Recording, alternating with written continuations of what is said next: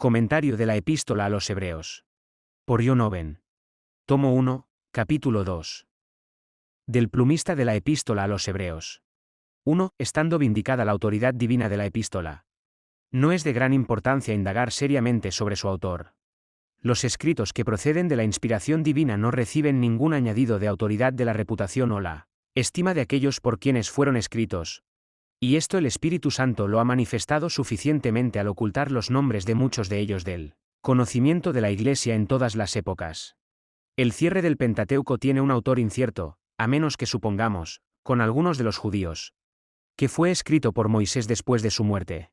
Varios de los salmos tienen su autor oculto, así como todos los libros de Josué, Jueces, Samuel, Reyes, Ruth, Esther, Job, y las crónicas no son más que una conjetura.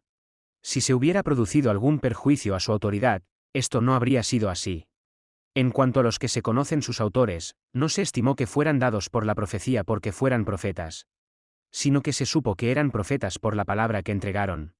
Pues si la palabra entregada o escrita por alguno de los profetas debía considerarse sagrada o divina por haber sido entregada o escrita por personas que se sabía que eran profetas, entonces debía ser porque de alguna otra manera se sabía que lo eran y estaban divinamente inspirados, como por la realización de milagros, o que en sus días fueron recibidos y atestiguados como tales por la Iglesia. Pero no se puede afirmar ninguna de estas cosas. Porque así como no se sabe que ningún plumífero del Antiguo Testamento, exceptuando únicamente a Moisés, haya obrado jamás ningún milagro, también es cierto que los más y principales de ellos, como los profetas, fueron rechazados y condenados por la Iglesia de los días en que vivieron.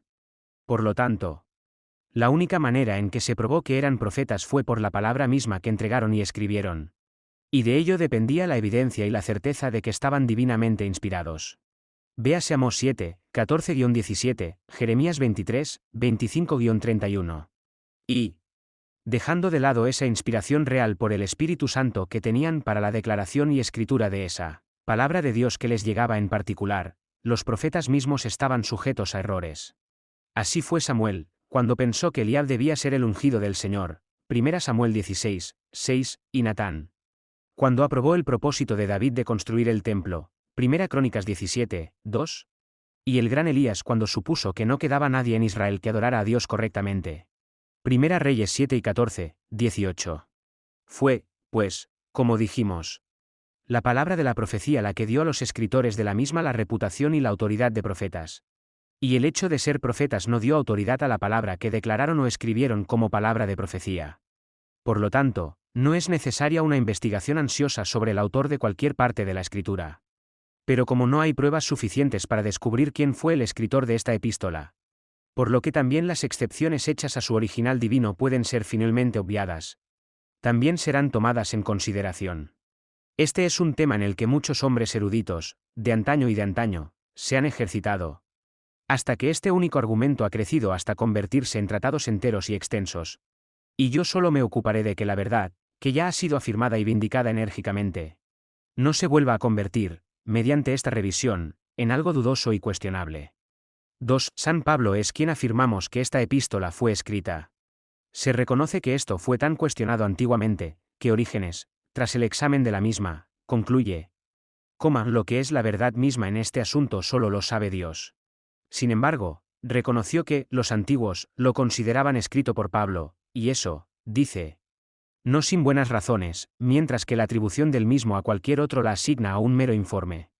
No se puede esperar, pues, que ahora, después de tanto tiempo, la verdad de nuestra afirmación quede tan manifiestamente evidenciada como para dar una satisfacción absoluta a todos, lo cual es algo vano que cualquier hombre pretenda en un tema en el que los hombres suponen que tienen libertad para pensar lo que quieran. Sin embargo, no dudo, sino que parecerá no solo altamente probable, sino tan llena de evidencia, en comparación con cualquier otra opinión que se promueva o se haya promovido en competencia con ella, como para que se haga aparecer algún tipo de pertinacia censurable en su rechazo.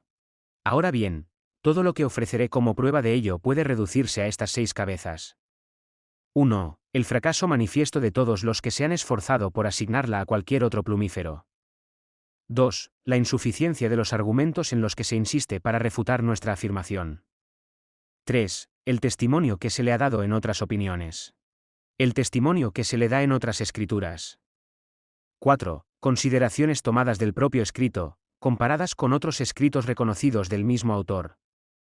5. El sufragio general de la antigüedad, o la tradición eclesiástica. 6. Razones tomadas de diversas circunstancias relacionadas con la propia epístola. Ahora bien, como todas estas evidencias no son de la misma naturaleza, ni de igual fuerza, algunas de ellas se encontrarán muy convincentes, y todas ellas juntas muy suficientes para liberar nuestra afirmación de toda duda o excepción. 3. En primer lugar, la incertidumbre de quienes cuestionan si Pablo fue el escritor de esta epístola, y su falta de fundamentos probables para asignársela a cualquier otro, tiene algún aliciente para dejársela a aquel de quien se consideraba antiguamente. Pues cuando los hombres empezaron a tomarse la libertad de conjeturar en este asunto, no pudieron poner fin ellos mismos, ni fijar ningún límite a la imaginación de los demás. Habiendo perdido una vez su verdadero autor, no se podía afirmar otro con tanta evidencia, o de hecho probabilidad, sino que instantáneamente 20 más, con tan buenos fundamentos y razones, podrían tener derecho a él. Por lo tanto, se han nombrado varias personas, todas por el mismo motivo, que algunos pensaron que era bueno nombrarlas, y, porque no debería ser la autoridad de un hombre en este asunto, tan buena como la de otro. 4. Orígenes, en Eusebio, afirma que algunos suponían que Lucas era el autor de esta epístola, pero no aprueba su opinión, ni menciona qué razones pretenden para ello. Añade también que algunos la consideraban escrita por Clemente de Roma. Clemente de Alejandría admite que San Pablo es el autor de la misma, pero supone que podría ser traducida por Lucas, porque, según dice, el estilo de la misma no es diferente al suyo en los Hechos de los Apóstoles. Grouchy sostiene últimamente que Lucas es el autor de la misma por el mismo motivo, pero los ejemplos que da argumentan más bien una coincidencia de algunas palabras y frases que una similitud de estilo, que las cosas son muy diferentes.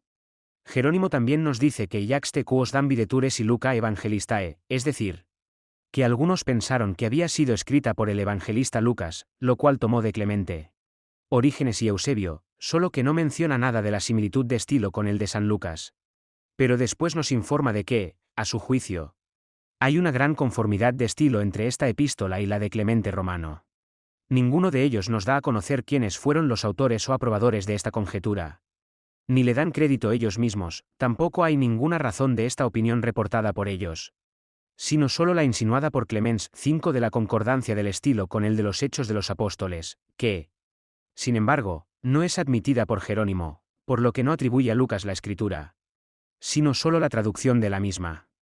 Solo Grouchy sostiene que es el autor de la misma, y ello con este único argumento: que diversas palabras son utilizadas en el mismo sentido por San Lucas y el escritor de esta epístola, pero que esta observación no tiene importancia se declarará más adelante. Esta opinión, pues, puede ser bien rechazada como una conjetura infundada, de un original oscuro y desconocido, y no confirmada tolerablemente ni por testimonios ni por circunstancias de las cosas. Si renunciamos a una persuasión establecida sobre tantas consideraciones importantes, ¿cómo manifestamos que es esta de que San Pablo es el autor de esta epístola, y confirmada por tantos testimonios, sobre cualquier conjetura arbitraria e infundada? Podemos estar seguros de no encontrar nunca descanso en cualquier cosa de la que estemos correctamente persuadidos. Pero añadiré una consideración, que arrojará esta opinión de Grouchy es bastante fuera de los límites de la probabilidad. Según el consenso general, esta epístola fue escrita cuando Santiago aún vivía y presidía la iglesia de los hebreos en Jerusalén. Y más adelante demostraré que así fue. ¿Cuál era su autoridad como apóstol? ¿Cuál su reputación en esa iglesia? Se conoce en general por la naturaleza de su oficio, y en particular se insinúa en la Escritura. Hechos 12 y 17, 3 y 13, Gálatas 2, 9. Estos eran los hebreos cuya instrucción en esta epístola se pretende principalmente, y por su medio la de sus hermanos en la dispersión oriental de los mismos. Ahora bien, es razonable imaginar que alguien que no era un apóstol, sino solo un erudito y seguidor de ellos, fuera utilizado para escribir a esa iglesia, en la que tan gran apóstol, una columna entre ellos, tenía su residencia especial, y presidía realmente, y eso, en un argumento de tan enorme importancia, con razones contra una práctica en la que todos estaban comprometidos. Sí, ese apóstol mismo, como aparece Gálatas 2 y 12. Si había entonces alguien vivo de mayor estima y reputación en la iglesia que los demás, ciertamente era el más apto para ser utilizado en este empleo. Y cuán bien concuerdan todas las cosas de esta naturaleza con San Pablo, lo veremos más adelante. 5. Algunos han asignado la redacción de esta epístola a Barnabas. Clemente, Orígenes y Eusebio no lo mencionan. Tertuliano fue el autor de esta opinión, y es reportada como suya por Jerónimo. 2. Filastrio también recuerda el reporte de la misma. Y es defendida últimamente por Cameron, como la anterior relativa a Lucas por Grocio, cuyas razones para su conjetura son confutadas con cierta agudeza por Spanheim, consciente, según parece, de la controversia de su padre con algunos de sus eruditos. La autoridad de Tertuliano es el único fundamento de esta opinión. Pero como el libro en el que lo menciona fue escrito en su paroxismo, cuando no lo pronunció más que imprudentemente, parece que no da mucha importancia a la epístola en sí. Prefiriéndola solo al Hermes apócrifo, Receptior, dice: Apuri clicies epístola Barnaba e illo apócrifo pastor moechorum. Y hemos demostrado que la Iglesia latina estuvo, durante un tiempo, algo desconocedora de esta epístola. Por lo que no es de extrañar que una de ellas confundiera a su autor. Grousius refutaría esta opinión a partir de la disimilitud de su estilo. Y el que va bajo el nombre de Bernabé, que es corrupto y bárbaro. Pero hay poco peso en esa observación, ya que esa epístola es ciertamente espuria. Y no tiene ningún sabor a la sabiduría o al espíritu de aquel a quien se le ha impuesto vulgarmente. Pero, sin embargo, ¿qué fue esa epístola la que es citada por algunos de los antiguos bajo el nombre de Bernabé? Y no está los hebreos, está bien probado por Baronio. Por los nombres que Jerónimo II menciona de esa epístola, que no se encuentran en ninguna parte en esta los hebreos. Pero esa epístola de Bernabé es un fruto abierto de esa vanidad, que prevaleció en muchos alrededor de la tercera y cuarta edad de la Iglesia, de personificar en sus escritos a algunas personas apostólicas, en lo que rara vez o nunca guardaron un buen decoro. ¿Cómo podría manifestarse fácilmente en este caso particular? En cuanto a nuestro caso presente, la razón antes mencionada es de la misma validez contra esta como, contra la otra opinión relativa a Lucas, a la que se pueden añadir otras de igual evidencia. Bernabé no era un apóstol, propiamente y estrictamente llamado así, ni tenía misión o autoridad apostólica. Más bien parece haber sido uno de los 70 discípulos, como afirma Epifanio. Y Eusebio, una persona menos crédula que él, reconociendo que no se podía dar un catálogo justo y verdadero de ellos. Sin embargo, coloca a Bernabé como el primero de ellos sobre el que todos estaban de acuerdo. 4. Mucho peso. Por cierto, no pondré aquí, ya que es evidente que los catálogos que nos dan los antiguos de esos discípulos no son más que una ruda colección de los nombres que encontraron en los libros del Nuevo Testamento, aplicados sin razón ni testimonio. Pero apóstol no era ninguno. Muchas circunstancias concurren también a la eliminación de esta conjetura. La epístola fue escrita en Italia, cap 1 y 24, donde no parece que Bernabé estuviera nunca. El fabuloso autor, lo confieso, de la rapsodia llamada Los reconocimientos de Clemente, nos dice que Bernabé fue a Roma, llevando consigo a Clemente, y, al regresar a Judea, encontró a San Pedro en Cesarea. Pero San Lucas, en los Hechos, nos da otro relato, tanto de dónde estaba Bernabé como de la forma en que fue empleado. En la época que nos indica quien no sabía nada de esas cosas, pues mientras San Pedro estaba en Cesarea. Hechos 10, 1, etc., Bernabé estaba en Jerusalén, Hechos 9 y 26, 27. Siendo poco después enviado a Antioquía por los apóstoles, cap 11 y 22. Además, Timoteo era el compañero del escritor de esta epístola, Hebreos 1 y 23, una persona, por lo que parece, desconocida para Bernabé, siendo tomado en la sociedad de San Pablo después de su diferencia y separación, Hechos 15, 37-39, 16, 1 o 3. También había estado en prisión o encarcelado, Hebreos 10 y 34. De lo cual no podemos saber nada de Bernabé en ese momento, siendo los de San Pablo conocidos por todos. Y, por último, no mucho antes de que se escribiera esta epístola, Bernabé estaba tan lejos de esa luz y aprensión de la naturaleza, el uso y la caducidad de los ritos judaicos aquí expresados, que era fácil que se equivocara en la práctica en la observación de los mismos, Gálatas 2 y 13, en el que aunque algunos, según la fantasía de Jerónimo, de que la diferencia entre San Pedro y San Pablo era solo en apariencia, se han esforzado por liberar a San Pedro y a sus compañeros por otros motivos de cualquier falta pecaminosa, como debería parecer en una oposición directa al testimonio de San Pablo, afirmando que, en ese particular debía ser culpado o condenado, ver 11, no a diferencia de quien ha escrito una justificación de Aarón en su fabricación del becerro de oro, Pero que Bernabé no llegó a ninguna constancia en su práctica sobre las instituciones mosaicas es evidente por el texto. Y vamos a suponer que aquel que poco antes, ante la llegada de algunos hermanos de la Iglesia de Jerusalén desde Santiago, no se atrevió a avalar y acatar su propia libertad personal, sino que abandonó el uso de la misma. No sin algún disimulo censurable, ver. 13. Debería ahora, con tanta autoridad, escribir una epístola a esa Iglesia con Santiago. Y a todos los hebreos del mundo, coincidiendo con ellos en el juicio y la práctica sobre eso mismo en lo que él mismo, por respeto a ellos, ¿había errado particularmente? Esto ciertamente fue más bien la obra de San Pablo, cuya luz y constancia en la doctrina entregada en esta epístola, con su compromiso en la defensa de la misma por encima de todo el resto de los apóstoles, son conocidos por el relato de los hechos y sus propios otros escritos. 6. Algunos han pensado que Paulus fue el autor de esta epístola. Y ello porque responde al carácter que se da de él, pues se dice que era un hombre elocuente, poderoso en las escrituras, de espíritu ferviente, y que convencía poderosamente a los judíos, a partir de la propia escritura, Hechos 6 y 24, 28. Todo lo cual aparece en todo este discurso. Pero esta conjetura no tiene sustento en la antigüedad, ya que no se menciona ninguna epístola escrita por Paulus, ni ninguna otra cosa. De modo que no es considerado por Jerónimo entre los escritores eclesiásticos, ni por los que interpolaron esa obra con algunos fragmentos de Sofronio. Tampoco es reportado, por Clemente, Orígenes o Eusebio, como autor estimado de esta epístola. Sin embargo, confieso que se podría haber aprendido algo de importancia en la observación mencionada. Si las excelencias atribuidas a Paulus hubieran sido peculiares de él, sí. Si no se hubieran encontrado todas en San Pablo, y eso de una manera y grado más eminente que en el otro. Pero siendo esto así, el fundamento de esta conjetura se quita de en medio. 7. Orígenes, Eusebio y Jerónimo, en los lugares citados, mencionan un informe sobre algunos que atribuyeron esta epístola a Clemens Romanus. Ninguno de ellos le da crédito, ni insinúa los fundamentos de esa suposición. Solo Jerónimo afirma que hay alguna similitud entre el estilo de esta epístola y el de Clemente, lo que ocasionó la sospecha de que la tradujera, de lo que después Erasmo ha retomado desde entonces ese informe, y parece darle crédito, pero no ha aportado nada de razón o testimonio para confirmarlo. Un hombre digno y santo fue este Clemente, sin duda, y obispo de la Iglesia de Roma.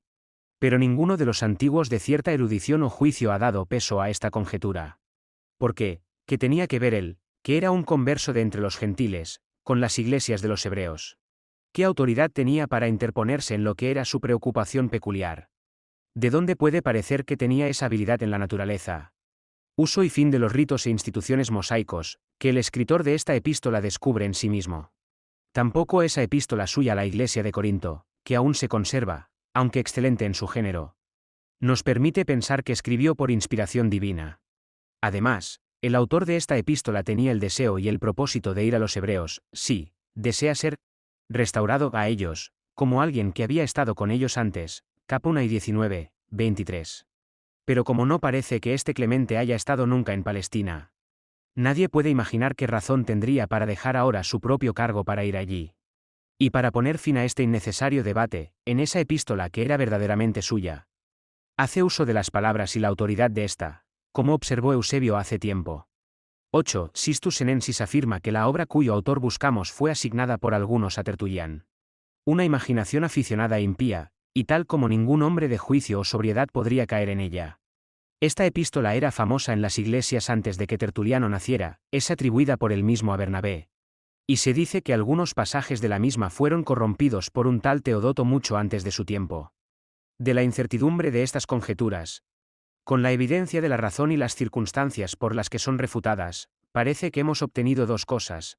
En primer lugar, que no puede surgir ninguna objeción a causa de ellas contra nuestra afirmación, y, en segundo lugar, que si no se reconoce a San Pablo como el escritor de esta epístola, toda la Iglesia de Dios está, y siempre ha estado, en una total pérdida de a quién atribuirla.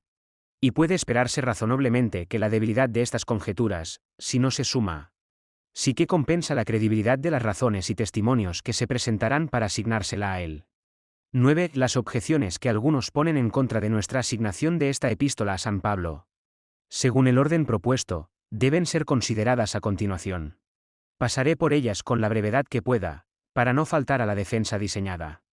En primer lugar, Se insiste en la disimilitud de estilo y forma de escribir con respecto a la utilizada por San Pablo en sus otras epístolas, y principalmente, y de hecho es todo lo que, con algún color de razón, se hace valer en esta causa. Esto lo admiten los antiguos. La elegancia, la propiedad de la palabra, y a veces la altivez, que se dan en esta epístola, la diferencian, como dicen, de las de los escritos de San Pablo. Dice Oecumenio, no parece ser de San Pablo, por el estilo o carácter del discurso. Por esta razón, Clemente de Alejandría supuso que estaba escrito en hebreo y que había sido traducido al griego por él. Evangelista San Lucas, el estilo del mismo, como él dice, es similar al que se utiliza en los Hechos de los Apóstoles, 2 y sin embargo, aquel es reconocido por todos como puramente griego, mientras que este es acusado de estar lleno de hebraísmos. Así que hay que dar poco peso a estas censuras críticas, en las que los hombres doctos se contradicen perpetuamente. Orígenes también confiesa que no tiene en su carácter el idiotismo o propiedad del lenguaje de San Pablo, que se reconoce 2 Soar 11, 6, rudo en el habla, y esta epístola es, dice él, en la composición de su habla elegantemente griega, en comparación con la suya, lo que, si podemos creerle, discernirá cualquiera que pueda juzgar entre la diferencia de estilos. Y Jerónimo, scripserat autem de Hebraeos hebraice, id est su eloquio dissertissime. Utea oa eloquente scripta fuerant in Hebraeo eloquentius verterentur in Graecum. Etant causame sicuata caeteris Pauli epistolis discrepare videatur. Parece diferir del resto de las epístolas de San Pablo por su traducción del hebreo, en lo que no habla con su acostumbrada confianza. Y en otra parte dice que el estilo de esta epístola parece ser como el de Clemente. Erasmo insiste en esta objeción. Restat, dice él, Hamer iumente miud quo non aliud certius, stailes ipsi et orationis character. Quimi la beta affinitatis cum prasi Paulina. El estilo y el carácter del discurso no tienen ninguna afinidad con la frase de San Pablo. Esta consideración también llevó a Calvino a la misma opinión. Y en ella insisten Cameron y Grouchies con el mismo propósito. El resumen de esta objeción es que San Pablo era rudo en el habla, lo cual es manifiesto en sus otras epístolas. Pero el estilo de esta es puro, elegante, florido, como no tiene afinidad con el suyo, de modo que no puede ser estimado como su autor. 10. Cómo esta objeción fue tomada en cuenta por ellos de antaño. Y la materia de la misma fue admitida como verdadera. Así que como se adhirieron constantemente a la asignación de la misma a San Pablo, dieron diversas respuestas a la misma. Orígenes nos da su opinión de que el sentido y la materia de esta epístola eran de San Pablo, los cuales son excelentes, y de ninguna manera inferiores a los del mismo apóstol en cualquier otra epístola. Como todo el que esté ejercitado en la lectura de sus epístolas concederá. Pero la estructura y la frase de la misma supone que fue obra de algún otro, quien, tomando los dictados de su maestro, de ahí compuso esta epístola. Pero esta respuesta no puede admitirse de ninguna manera, ni acomodarse a ningún escrito dado por inspiración divina. Pues no solo la materia sino las mismas palabras de sus escritos fueron sugeridas a sus plumíferos por él. Espíritu Santo, para que el conjunto no tuviera la influencia de la fragilidad o falibilidad humana, lo cual solo hace que la autoridad de sus escritos sea sagrada y divina. Pero esta insinuación resolvería la verdad de esta epístola en el cuidado y la diligencia de aquel que tomó el sentido de San Pablo, y de ahí la compuso, en lo cual estaba expuesto a errores, a menos que supongamos vanamente que también fue inspirado. Por lo tanto, los que admiten esta objeción generalmente le dan la respuesta antes insinuada, a saber, que la epístola fue escrita originalmente en hebreo por San Pablo, y traducida por algún otro a la lengua griega. Así, Oecumenio, la causa de la alteración o diferencia de estilo en esta epístola es manifiesta, pues se dice que fue escrita a los hebreos en su propia lengua, y que después fue traducida. Jerónimo y Clemente también se inclinan por esta opinión y respuesta, y Teofilacto, aunque, siguiendo a Teodoreto, confuta egregiamente a los que niegan que San Pablo sea el autor de esta epístola, por la excelencia, eficacia e irrefragable poder y autoridad con que va acompañada. Sin embargo admite esta objeción, y responde, con otros, que fue traducida por San Lucas o Clemente. Solo Crisóstomo, 2 que en verdad es, sin reparar en la pretendida disimilitud de estilo, lo atribuye directamente a San Pablo. Pero a esta respuesta se inclinan generalmente los divinos de la Iglesia romana, como Catarinus, Bellarminus, 4 Baronius, Cornelius a Lapide, 6 Canes, Macies Galenus, 8 Ludovicus Tena, y otros sin número, aunque es rechazada por Estius, 10 y algunos otros entre ellos. Lo que debe pensarse de ella, lo consideraremos más adelante en una disertación destinada a ese fin. Por el momento, afirmamos que no es en absoluto necesaria como respuesta a la objeción en la que se insiste. ¿Cómo ahora manifestaremos en particular? 11. El fundamento de esta objeción reside en el reconocimiento de San Pablo de que era, rudo en el habla, 2 Corintios 11, 6. Esto es lo que Orígenes insiste. Y Jerónimo aprovecha la ocasión para censurar su destreza en su lengua materna. Pues así era el griego para los que habían nacido en Tarso, en Silische. Y este era el lugar de nacimiento de San Pablo, aunque el mismo Jerónimo, a partir de no sé qué tradición, afirma que nació en Giscalis, una ciudad de Galilea, desde donde se desplazó después con sus padres a Tarso. En contra de su propio testimonio expreso, Hechos 22, 3, en verdad nací en Tarso, una ciudad de Silische. Pero esto parece un fundamento poco sólido para la objeción en la que se insiste. Pablo en ese lugar está tratando con los corintios sobre los falsos maestros que los sedujeron de la simplicidad del Evangelio. El curso que tomaron para atraparlos fue una elocuencia vana y afectada, y un esfuerzo retórico impropio de la labor que pretendían realizar. Envalentonados por esta singularidad, despreciaron a San Pablo como una persona ruda y poco hábil, que no podía igualarles en sus finas declamaciones. En respuesta a esto, primero les dice que no le convenía usar su hogar 1:17, esa sabiduría de las palabras, o discurso, con la que florecían los oradores, o cap 2:13, palabras que no se pueden usar. 2:13, las palabras que enseña la sabiduría de los hombres, o una composición artificial de palabras, para seducir con ello, que él llama cap 2:1. Y da muchas razones por las que no le convenía hacer uso de esas cosas, para convertirlas en su designio. ¿Cómo hicieron los seductores y los falsos apóstoles? De nuevo, responde por concesión en este lugar, supongamos que soy, o fui, grosero o poco hábil al hablar. ¿Depende este asunto de ello? No es manifiesto para usted que no lo soy en el conocimiento del misterio del Evangelio. No confiesa que lo es, dice Austin, pero lo concede para su convicción. Y en este sentido coinciden Oecumenio, Aquino, Laire, Catarinus, Cleries y Capellus, con muchos otros en el lugar. Sí, pues, por aquí se entiende esa retórica seductora y tentadora con la que los falsos maestros enredaban los afectos de sus inhábiles oyentes. ¿Cómo concedemos que San Pablo, puede ser, era inhábil en ella? Y estamos seguros de que no haría uso de ella, se niega que aparezca cualquier huella de la misma en esta epístola. Y si se pretende en ella alguna cosa de elocuencia sólida, convincente y no pintada, es evidente que San Pablo no se confesó ni podía justamente desconocerla, solo hizo una concesión de la objeción hecha contra él por los falsos maestros, para manifestar cómo no podían obtener ningún tipo de ventaja con ello. 12. Tampoco las demás epístolas de San Pablo están escritas en un estilo tan bajo y casero como se pretende. Crisóstomo, hablando de él, nos dice, y que por su elocuencia era estimado como Mercurio por los gentiles. Algo se ha dicho antes al respecto. A lo que ahora solo añadiré las palabras de una persona que no era juez incompetente en cosas de esta naturaleza. Cum, dice él, orationis ipsius totam indolemet propius considero. Nuiam ego in ipso Platone similem grandilocentiam, quod esili libuit dei mystirie detonare. Nuiam in Demostene parem comperisse me fate, quod es animos vel metu divini judici hyperterre facere. Vel commone facere, velade contemplandam dei bonitatem attraere. Velade pietatis hace misericordia e officia constituita dortari. Nuiam denique vel in ipso Aristotele et Galeno, praestanti simis aliocin. Artificibus, mages exactam docendi metodum invenio. Cuando considero bien el genio y el carácter del discurso y el estilo de este apóstol, confieso que nunca encontré esa grandeza en el propio Platón como en él, cuando atrona los misterios de Dios. Ni esa gravedad y vehemencia en Demóstenes como en él, cuando pretende aterrorizar las mentes de los hombres con el temor a los juicios de Dios, o quiere advertirles o atraerles a la contemplación de su bondad, o al cumplimiento de los deberes de la piedad y la misericordia. Ni encuentro un método de enseñanza más exacto en esos grandes y excelentes maestros, Aristóteles y Galeno, que en él. Así es claramente, así lo atestiguan los padres griegos casi con un solo consentimiento. Así lo atestigua también la mayoría de los latinos. Así lo atestiguan los más doctos de los críticos posteriores, y así puede defenderse contra cualquier oposición.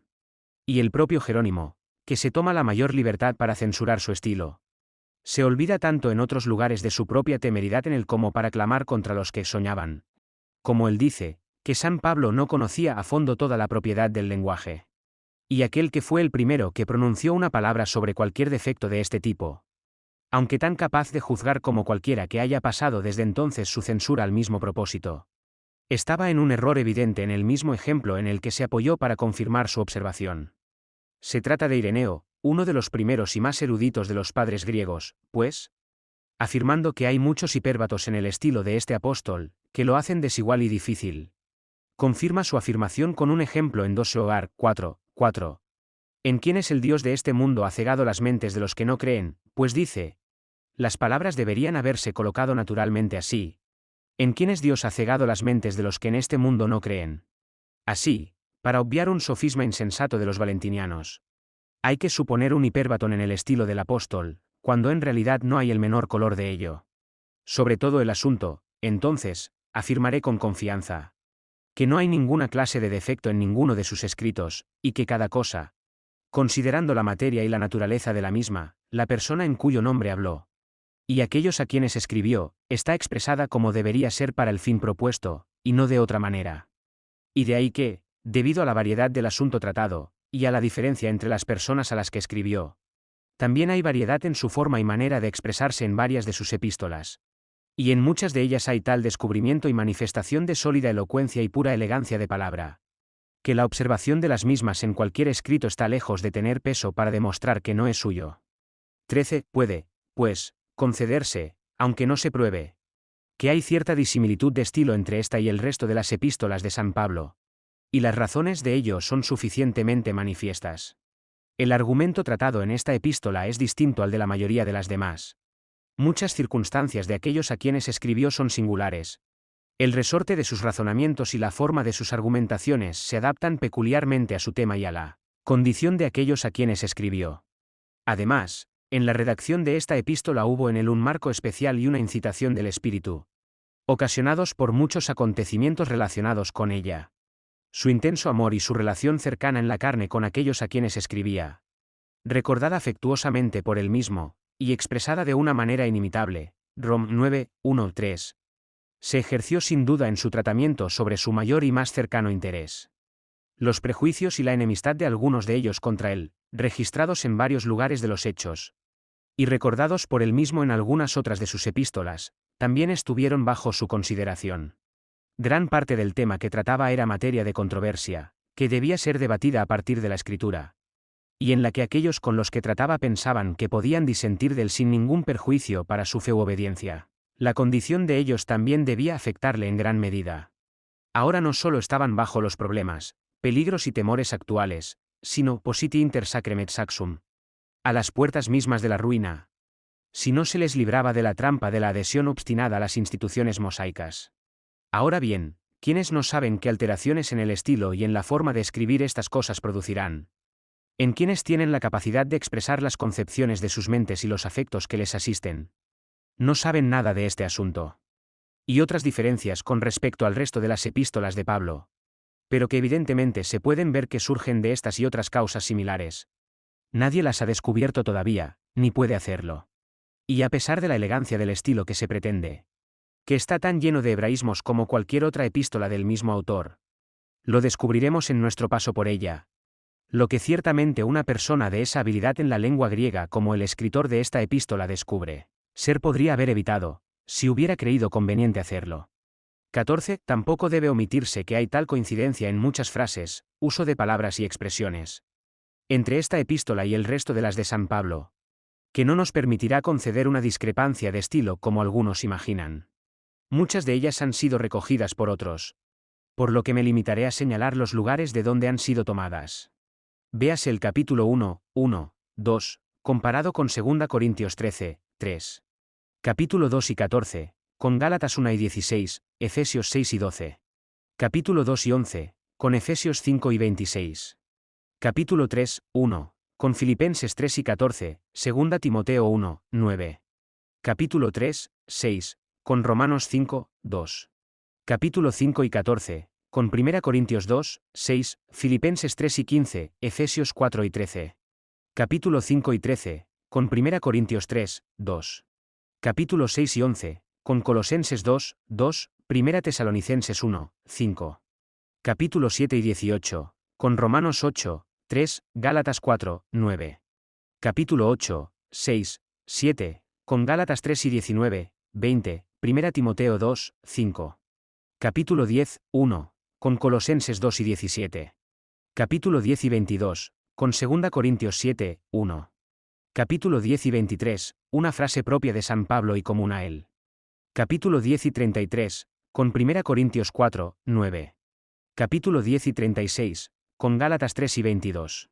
Capítulo 10 y 39, con 1 Tesalonicenses 5, 9, 2 Tesalonicenses 2 y 13. Capítulo 12, 1, con 1 Corintios 9 y 24. Capítulo 1 y 10, con 1 Corintios 9 y 13, 10 y 18. Capítulo 1 y 15, 16, con Romanos 12, 1, Filipenses 4 y 18. Capítulo 1 y 20, con Romanos 3 y 33, 4 y 20, 2 Corintios 1 y 11. Filipenses 4, 9, 1 Tesalonicenses 5 y 23. Muchos de cuyos lugares han sido observados antes por otros, son todos ellos recogidos en este orden por Spaneim. Y muchos más de la misma naturaleza podrían ser añadidos a ellos. Pero que estos son suficientes para compensar los casos contrarios de algunas palabras y expresiones que no son usadas en ninguna otra parte por San Pablo, que quizás pueden ser observadas de cualquier otra epístola de manera similar. Y sobre la base de todas estas consideraciones se ve cuán poca fuerza tiene esta objeción. 15. En segundo lugar, se exceptúa que la epístola es, al no llevar el nombre de Pablo antepuesto. Como lo es, dicen algunos, en todas las epístolas escritas por él. Y esto, en efecto, es el vientre en el que se han concebido todas las demás objeciones. Pues una vez que se tuvo en cuenta esto y se admitió como objeción, las demás no fueron más que frutos de la innecesaria diligencia de los hombres para darles cabida. Y esta excepción es antigua, y la única que algunos de antaño tomaron en cuenta, pues es considerada por Clemente, Orígenes, Eusebio, Crisóstomo, Teodoreto, Teofilacto, o Ecumenio, y en general por todos los que han hablado algo sobre el escritor de esta epístola. La fuerza que tiene no radica solamente en esto, en que no tiene inscripción. Pues lo mismo ocurre con la epístola de San Juan, respecto a la cual nunca se dudó sino que era el autor de la misma, sino en la costumbre constante de Pablo, de anteponer su nombre a todas sus otras epístolas, de modo que, a menos que se pueda dar una razón justa por la que se desvíe de esa costumbre en la redacción de esta, puede suponerse bien que no es suya. Ahora bien, por el título que falta, se entiende o bien la mera superinscripción titular, la epístola de Pablo apóstol a los hebreos, o bien la inscripción de su nombre, con una salutación apostólica unida, en la epístola misma. Por lo que respecta a la primera, no se sabe con certeza de qué antigüedad son las superinscripciones titulares de cualquiera de las epístolas, pero lo más seguro es que no les pertenecieran originalmente, por tanto, están desprovistas de toda autoridad. Son cosas con las que los transcriptores, puede ser, se han atrevido a placer. Al igual que con la suscripción también de algunas de ellas, en cuanto al lugar desde el que fueron enviadas, y las personas por las que. Por lo tanto, aunque esto faltara en esta epístola, ya que hay cierta variedad tanto en las copias antiguas del original como en las traducciones al respecto, la mayoría de las cuales lo poseen y lo conservan, sin embargo, no tendría importancia, ya que no sabemos de dónde ni de quién es ninguna de ellas. La objeción, entonces, se toma de la falta de la acostumbrada salutación apostólica, que debería estar en y ser parte de la epístola. Y esta es la sustancia de lo que por este motivo se exceptúa contra nuestra afirmación. 16. Se han dado varias respuestas a esta objeción, algunas de ellas sin más validez que ella misma. Jerónimo responde, no tiene el nombre de ningún hombre prefijado, por lo tanto, podemos decir con tan buena razón que no fue escrito por ningún hombre, como tampoco por Pablo, este ejemplo, aunque sea aprobado por Beza, junto con otros hombres eruditos, y no se ha respondido suficientemente por Erasmo con un ejemplo contrario, no tiene en verdad ningún valor, pues al estar escrito, debe serlo por alguien, aunque tal vez no por San Pablo. Algunos han pensado que puede ser que la inscripción buscada estuviera al principio prefijada, pero que por un medio u otro se haya perdido. Pero como hay muchos argumentos y evidencias para evidenciar la debilidad de esta imaginación, el comienzo y la entrada de la epístola es tal que es incapaz de contextualizarse con un saludo como el que se usa en otras epístolas, como también lo es el de San Juan. De modo que esta conjetura no puede tener cabida aquí. 17. Algunos de los antiguos, y principalmente Teodoreto, insisten en la asignación peculiar de su obra entre los gentiles. Pablo era el apóstol de los gentiles de manera especial, y sí, al escribir a los hebreos, Hubiera prefijado su nombre a su epístola, podría haber parecido que transgredía la línea de su asignación. Y si no es cierto que los apóstoles, de común acuerdo, repartieron su trabajo en porciones distintas, a las que atendieron de manera peculiar, como los antiguos generalmente coinciden en que lo hicieron. Y no faltaba razón para que lo hicieran, sin embargo, es cierto que hubo una convención y un acuerdo especial entre Santiago, Pedro y Juan, por un lado, y Pablo y Bernabé por el otro, de que debían atender el ministerio de la circuncisión, y estos de los gentiles. De ahí que Pablo, encontrando que era necesario que escribiera a los hebreos, no prefijara su nombre con un saludo apostólico a su epístola, para que no pareciera que había invadido la provincia de otros, o transgredido la línea de su asignación. Pero debo reconocer que, a pesar del peso que le atribuyen Teodoreto y algunos otros, esta razón no me parece convincente para el fin que se produce, porque, 1. La comisión dada por el Señor Cristo a sus apóstoles era católica, y no tenía más límites que el de toda la creación de Dios capaz de instruir, Mateo 28, 19, Marcos 4 y 15, y esa comisión que se les dio a todos en general, se le dio a cada uno en particular. Y lo hizo in solidum poseedor de todo el derecho y la autoridad transmitidos por ella. Tampoco podía ningún acuerdo arbitrario posterior, establecido por conveniencia y para facilitar su trabajo, impedir que alguno de ellos ejerciera su autoridad y ejerciera su deber hacia cualquiera de los hijos de los hombres, según lo requiriera la ocasión. Y de ahí que, a pesar del acuerdo mencionado, encontremos a San Pedro enseñando a los gentiles, y a San Pablo trabajando por la conversión de los judíos. 2. Al escribir esta epístola, en este supuesto, San Pablo hizo en verdad lo que se pretende que no le correspondía hacer, es decir, se ocupó de lo que era el cargo de otro hombre, solo que oculta su nombre, para no aparecer haciendo una cosa injustificada e injustificable. Y si es adecuado atribuir esto al apóstol es fácil de determinar.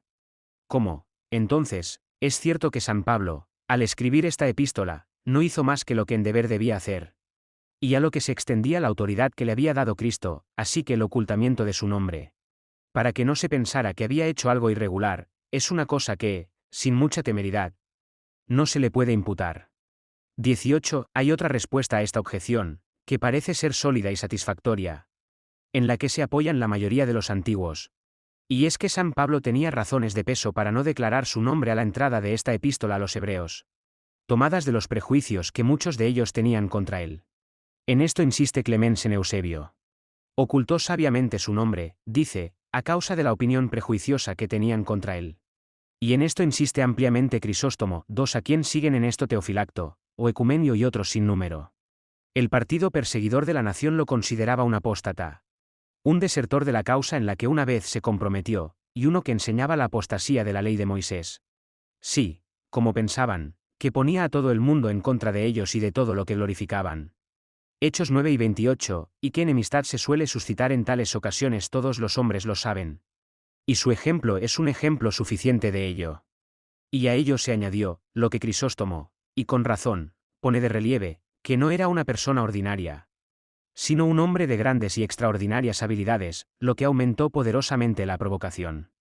Aquellos de entre ellos que, con la profesión del Evangelio, tenían la intención de continuar ellos mismos e imponer a otros la observancia de las instituciones mosaicas, lo consideraban como la única persona que había frustrado su designio. Hechos 15, 1, 2. Y esto también suele ser una causa no pequeña de ira y odio.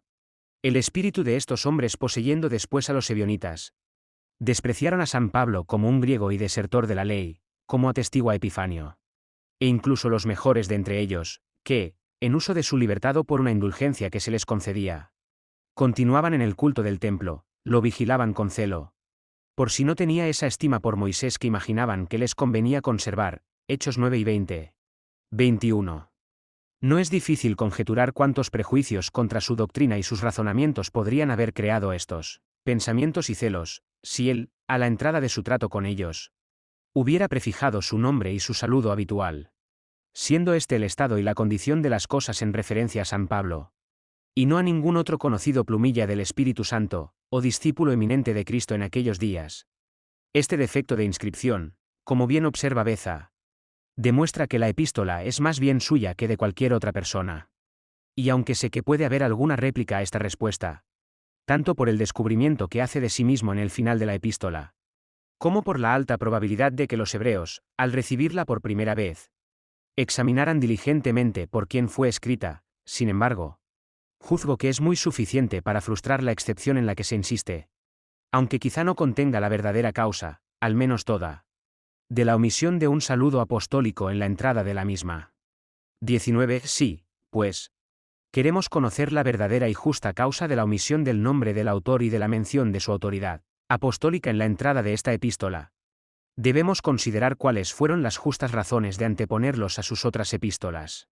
Crisóstomo, en su proemio a la epístola a los romanos, da esta como la única razón de la mención del nombre del escritor de cualquier epístola en el frontispicio de la misma, de forma distinta como lo hicieron Moisés y los evangelistas en sus escritos, a saber, porque ellos escribieron a los presentes y, por tanto, no tenían motivo para hacer mención de sus propios nombres, que eran lo suficientemente conocidos sin necesidad de premisarlos en sus escritos, mientras que los que escribieron epístolas, tratando con los que estaban ausentes, se vieron en la necesidad de anteponer sus nombres, para que se supiera de quién procedían. Pero, sin embargo, esta razón no es absolutamente satisfactoria, pues así como los que no prefijaban sus nombres a sus escritos, escribían no solo para uso y beneficio de los que estaban presentes y los conocían, sino de todas las épocas sucesivas, que no los conocían. Así también muchos de los que aún prefijaban sus nombres a sus escritos, predicaban y escribían la palabra del Señor a los que vivían con ellos y los conocían, como lo hicieron los profetas de antaño, y algunos que sí escribieron epístolas a los ausentes omitieron hacerlo, como San Juan y el autor de esta epístola. La verdadera causa, entonces, de prefijar los nombres de cualquiera de los apóstoles a sus escritos, fue meramente la introducción con ello de sus títulos como apóstoles de Jesucristo, y en ello una insinuación de esa autoridad por y con la que escribieron. Esta, pues, fue la verdadera y única razón por la que el apóstol San Pablo prefijó su nombre a sus epístolas. A veces, ciertamente, esto se omite, cuando escribió a algunas iglesias donde era bien conocido, y su poder apostólico era suficientemente reconocido, porque unió a otros con él en su saludo que no eran apóstoles, como la epístola a los Filipenses, cap. 1. Y la segunda de los Tesalonicenses. A todos los demás aún les prefiere este título, declarándose así como alguien tan autorizado para revelar los misterios del Evangelio, que aquellos a quienes escribía debían aceptar su autoridad, y resolver su fe en la revelación de la voluntad de Dios hecha a él y por él, siendo la Iglesia edificada sobre el fundamento de los apóstoles y profetas. Y de ahí que cuando algo que él había enseñado era puesto en duda y se le oponía, escribiendo en vindicación de ello, y para su establecimiento en la verdad a quienes antes había instruido, menciona singular y enfáticamente en la entrada de su escrito esta su autoridad, Gálatas 1, 1, Pablo, apóstol, no de los hombres, ni por los hombres, sino por Jesucristo, y por Dios Padre, que lo resucitó de entre los muertos, dando así a entender la absoluta obediencia que se debía a la doctrina por él revelada. Con este título, digo, les dirige a quienes les escribió para que resuelvan su asentimiento a la autoridad de Cristo que habla en él, la cual les ofrece como prueba y fundamento de los misterios en los que fueron instruidos. En su trato con los hebreos el caso fue muy distinto. Los que creían, entre ellos, nunca cambiaron el antiguo fundamento, o el estado de la Iglesia basado en las Escrituras, aunque tuvieron una nueva adición de privilegios por su fe en Cristo Jesús, como el Mesías ahora exhibido. Y, por lo tanto, no trata con ellos como con aquellos cuya fe estaba construida absolutamente sobre la autoridad y la revelación apostólica, sino sobre los principios comunes del Antiguo Testamento, sobre los que todavía se mantenían, y de los que se educaba la fe evangélica. De ahí que el comienzo de la epístola, en el que apela a la Escritura como el fundamento sobre el que pretendía construir, y la autoridad con la que los presionaría, proporciona el espacio de esa insinuación de su autoridad apostólica de la que en otros lugares hace uso. Y sirve para el mismo propósito. Porque, así como en esas epístolas propone su autoridad apostólica como la razón inmediata de su asentimiento y obediencia, en esta hace lo mismo con las Escrituras del Antiguo Testamento. Y esta es la verdadera y propia causa que hace que el prefijo de su autoridad apostólica, que necesariamente debe acompañar a su nombre, sea innecesario, porque es inútil, siendo lo que no pretendía comprometer en este asunto. Y por lo que respecta a él mismo, declara suficientemente en el cierre de su epístola quién era. Pues aunque algunos puedan imaginar que no nos es conocido con tanta certeza, por lo que allí dice de sí mismo. Sin embargo, Nadie puede ser tan aficionado como para dudar si no era conocido por ello o por aquellos a quienes les escribió. De modo que esta objeción tampoco tiene nada de peso o importancia real. 20. En tercer lugar, hemos hablado antes de la vacilación de la Iglesia latina, que algunos objetan. Especialmente Erasmo, y hemos dado las razones de ello. Manifestando que no tiene fuerza para debilitar nuestra afirmación, a lo que ahora solo añadiré que, después de que fue recibida entre ellos como canónica, nunca fue cuestionada por ningún hombre erudito o sínodo de antaño si San Pablo era el autor de la misma o no, sino que todos, con un mismo consentimiento, se la atribuyeron, como ha sido ampliamente declarado por otros. Las restantes excepciones en las que algunos insisten se toman de algunos pasajes de la propia epístola. La principal del cap 2, 3, donde el escritor de la misma parece contarse entre el número, no de los apóstoles, sino de sus auditores y supervivientes. Pero mientras que es cierto y evidente que la epístola fue escrita antes de la destrucción del templo, sí, antes del comienzo de aquellas guerras que terminaron en él, o de la muerte de Santiago, mientras varios de los apóstoles aún vivían, no puede ser que el redactor de la misma se sitúe realmente entre la generación que les sucedió, por lo que las palabras deben admitir necesariamente otra interpretación. ¿Cómo se manifestará en su lugar apropiado, pues mientras que tanto esta como otras cosas de la misma naturaleza deben ser consideradas y comentadas en los lugares en que ocurren? No anticiparé aquí lo que necesariamente debe ser insistido en su debido momento, especialmente considerando la poca importancia que tienen las objeciones que se les hacen. Y esta es la suma de lo que, hasta ahora, ha sido objetado a nuestra asignación de esta epístola a San Pablo, por la consideración de lo cual el lector será dirigido al juicio que debe hacer sobre los argumentos y testimonios que produciremos en la confirmación de nuestra afirmación, y a estos procedemos ahora, bajo las varias cabezas propuestas en la entrada de nuestro discurso. 21.1. Entre los argumentos en los que se suele insistir para probar que esta epístola fue escrita por San Pablo, el testimonio que le dio San Pedro merece ser considerado en primer lugar, y es de hecho suficiente por sí mismo para determinar la investigación sobre ella. Sus palabras al respecto, 2 Epist. 3 y 15, 16, son, y tened en cuenta que la longanimidad de nuestro Señor es la salvación. Así como también nuestro amado hermano Pablo, según la sabiduría que le fue dada, os ha escrito, como también en todas sus epístolas, hablando en ellas de estas cosas, en las cuales hay algunas cosas difíciles de entender, que los indoctos e inestables tuercen, como también lo hacen con las otras escrituras, para su propia destrucción. Para aclarar este testimonio, deben observarse algunas cosas en él y relativas a él, como 1. Que San Pedro escribió esta segunda epístola a las mismas personas, es decir, a las mismas iglesias y pueblos, a los que escribió la primera. Esto, para omitir otras evidencias de ello, lo atestigua él mismo, capítulo 3, 1. Esta segunda epístola, amados, os la escribo ahora.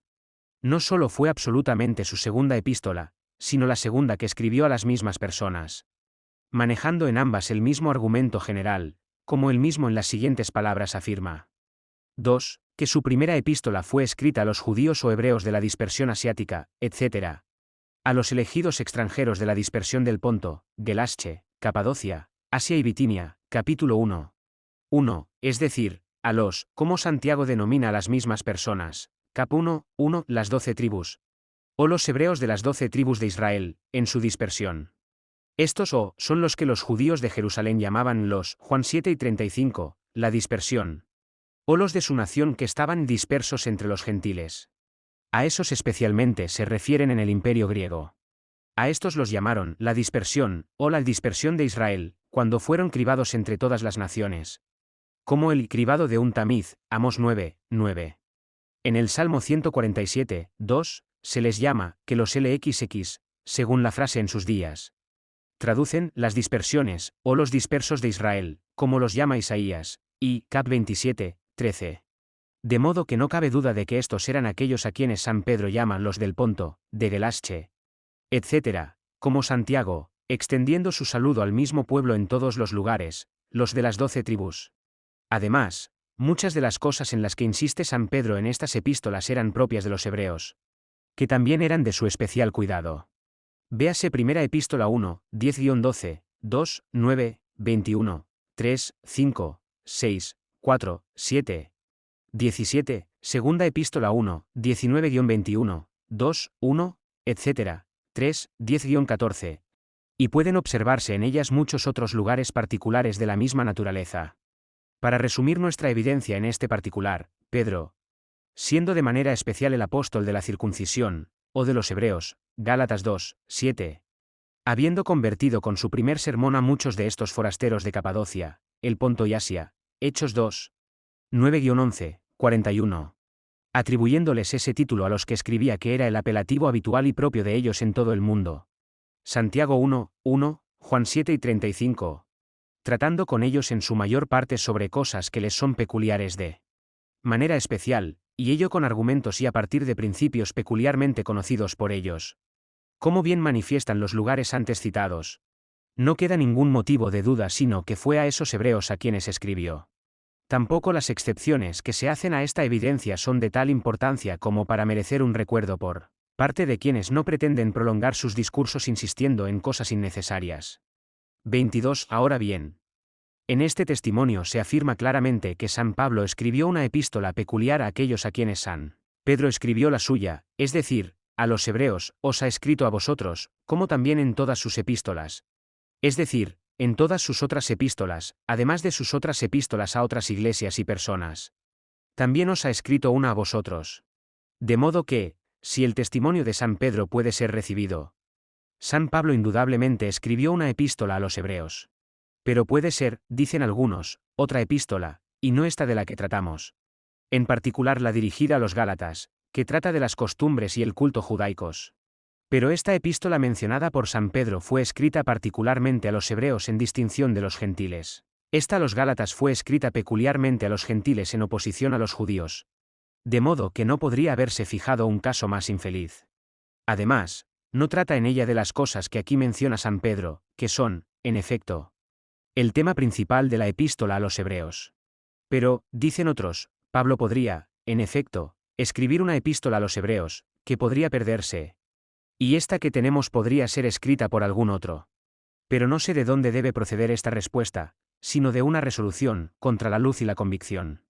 Si damos lugar a tales conjeturas precipitadas y presuntuosas, pronto no nos quedará nada entero ni estable. Pues, porque no puede decir otro también, es cierto que Moisés escribió 5 libros, pero se han perdido.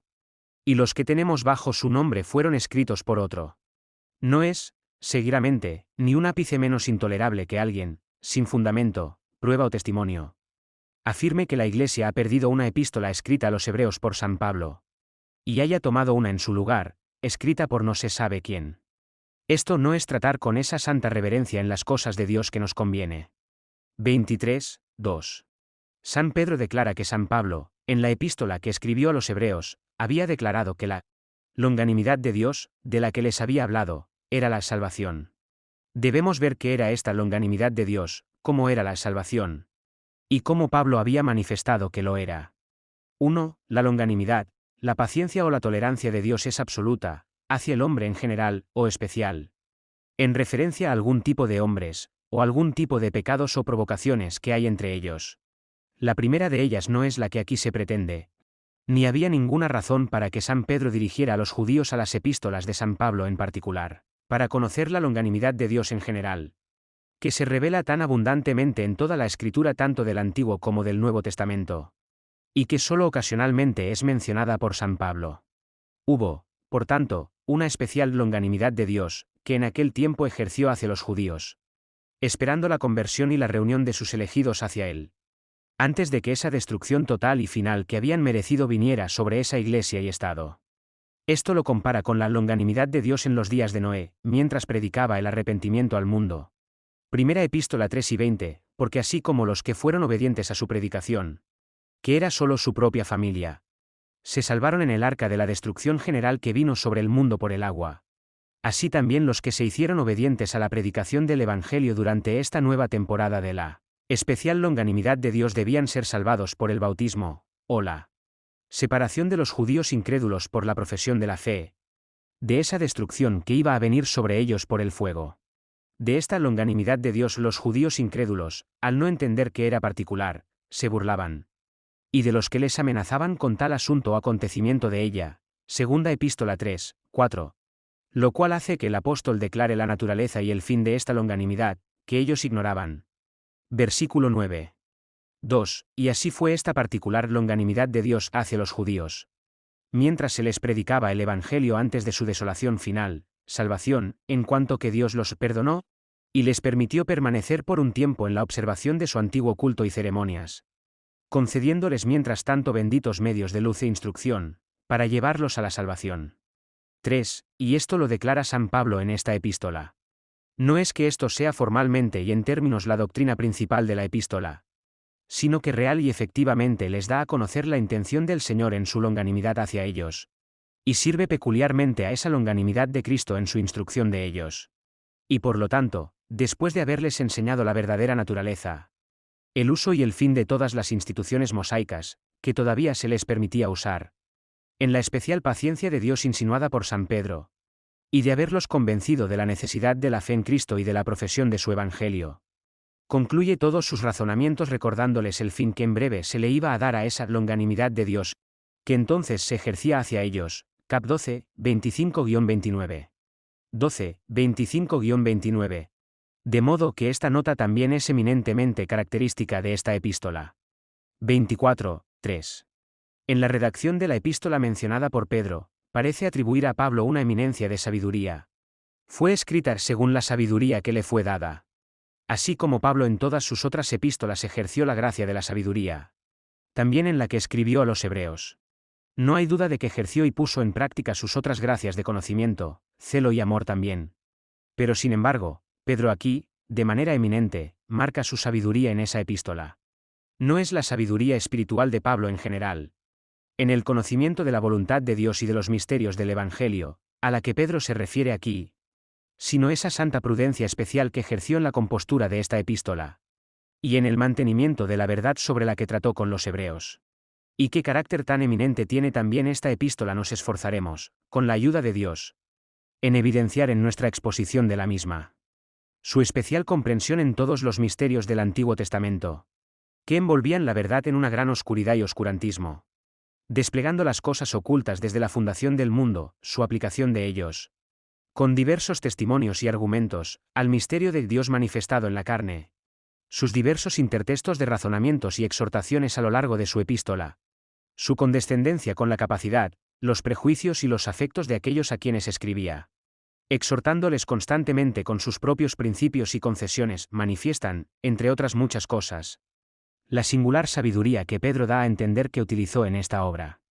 4. También puede observarse que, mientras que Pedro afirma que entre las cosas sobre las que Pablo escribió había algunas cosas difíciles de entender, Pablo confiesa de manera especial que algunas de las cosas de las que iba a tratar en esa epístola eran difíciles de declarar, pronunciadas o reveladas, y por lo tanto ciertamente difíciles de entender.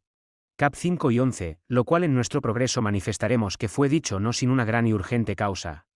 Y eso, en muchos casos, especialmente el dirigido por él mismo en relación con Melquisedec. De modo que esto también da otra nota característica de la epístola atestiguada por Pedro. He insistido más en este testimonio porque, a mi juicio, es suficiente por sí mismo para determinar esta controversia. No hay nada de importancia que pueda encontrar en él. Pero como no faltan otras confirmaciones de nuestra aseveración, y las que además cada una de ellas supera por sí sola las conjeturas que se presentan en su contra, las adjuntaremos también en su orden. 25. La comparación de esta epístola con las otras del mismo apóstol da más pruebas a nuestra afirmación. Supongo que se confesará que solo son jueces competentes de este argumento los que están bien ejercitados y versados en sus escritos. A su juicio, por tanto, solo apelamos en él. Ahora bien, la similitud entre esta y otras epístolas de Pablo es triple. 1. En las palabras, frases y forma de expresión.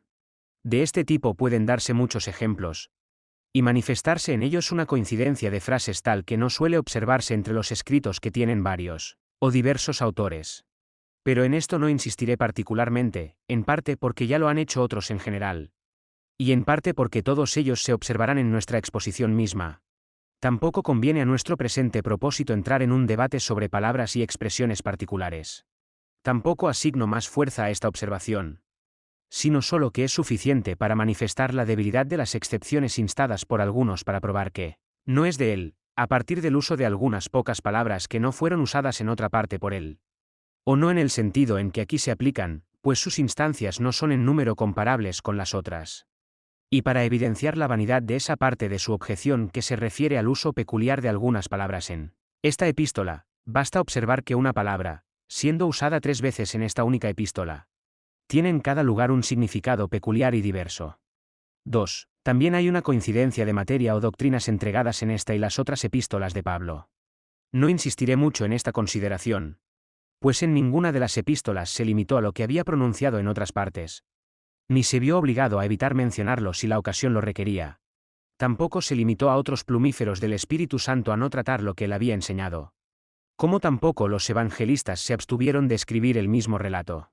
Pero, sin embargo, esta observación tampoco está desprovista de toda eficacia para contribuir a la fuerza de nuestra afirmación. Considerando que hubo algunas doctrinas en las que Pablo insistió de manera peculiar, una veta de la que un observador diligente puede encontrar que corre a través de esta y todas sus otras epístolas.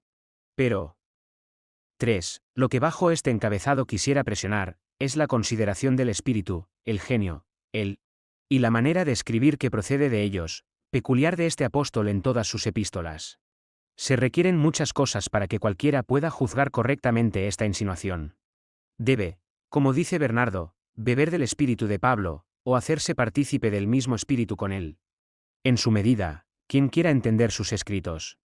Sin este espíritu y su luz salvadora, todos son oscuros, intrincados, sin savia, insípidos. Mientras que para aquellos en los que él está, todos son dulces, graciosos, en cierta medida abiertos, claros y poderosos. Un gran y constante ejercicio para conocer su marco de espíritu en la escritura es también necesario aquí. A menos que un hombre haya contraído como una familiaridad, por una conversación constante con él. Ninguna habilidad crítica en las palabras o frases lo hará un juez competente en este asunto. Esto permitió a César determinar correctamente sobre cualquier escrito de Cicerón. Y quien conozca así a este apóstol podrá discernir su espíritu. Como dice Austin que su madre Mónica hizo las revelaciones divinas, nescio quo sapor, por un inexpresable sabor espiritual. También se requiere aquí la experiencia del poder y la eficacia de sus escritos. Aquel cuyo corazón se amolda al molde de la doctrina por él impartida, recibirá rápidas impresiones de su espíritu ejerciendo, en cualquiera de sus escritos. El que esté así preparado encontrará esa celestialidad y perspicuidad en el despliegue de los más profundos misterios evangélicos, esa peculiar exaltación de Jesucristo, en su persona, oficio y obra. Esa persuasión espiritual, esa trascendente manera de argumentar y razonar. Esa sabia insinuación y esa patética presión de las exhortaciones bien fundadas, ese amor, ternura y afecto a las almas de los hombres, ese celo por Dios y autoridad en la enseñanza, que animan y adornan todas sus otras epístolas, brillan en esto de manera eminente, desde el principio hasta el final de la misma. Y esta consideración, cualesquiera que sean las apreciaciones de otros al respecto, es la que me satisface, por encima de todas las que se alegan en esta causa, en atribuir esta epístola a Pablo. 26. El testimonio de las primeras iglesias, de las que aún queda algún registro, con un sufragio sucesivo de las personas más conocedoras de las épocas siguientes, también puede ser alegado en esta causa. Dejando de lado esa limitación de este testimonio, en cuanto a algunos en la Iglesia latina, que, con los fundamentos y las ocasiones de ello, ya hemos concedido y declarado. Este testimonio será reconocido como católico en cuanto a todas las demás iglesias del mundo.